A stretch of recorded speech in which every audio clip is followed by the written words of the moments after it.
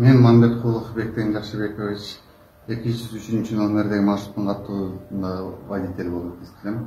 Бүгүнкү кылган одоно мамилем үчүн Бишкек шаарынын тургундарынан терең кайгыруу менен кечирим сурайм.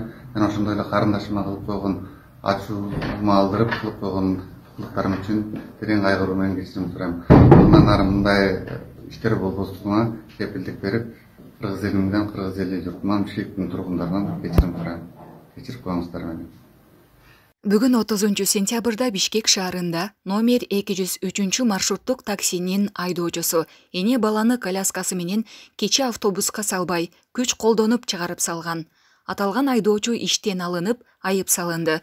Ал эми айдоочу жалпы кыргыз элинен кечирим сурады. Бул тууралуу милициянын кайгул кызматынын басма сөз кызматынан билдиришти.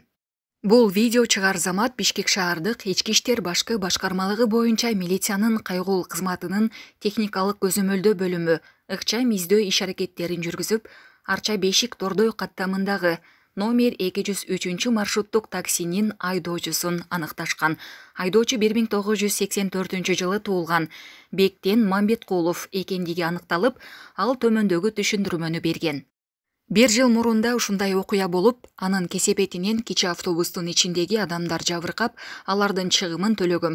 Ошол себептүү колясканы салонго салган эмесмин. Бул үчүн жалпы коомчулуктан кечирим сурайм деп билдирген. Азыркы учурда бул айдоочу каттамдан четтетилип, жумуштан алынды. Андан аркы жоопкерчилигин кароо боюнча Ленин райондук ички иштер башкармалыгынын тергөө бөлүмүнө жеткирилди. Кошумчалай кетсек, номер 203 маршруттук каттамдын бригадасын текшерүүгө алып, техникалык бузуулар үчүн 2 протокол түзүлүп, 10 000 сом айып салынды деп жазылат маалыматта. Мен Нурбекул Данияр, Осо-Совет бригаданын директорунун орун басары болуп иштейм.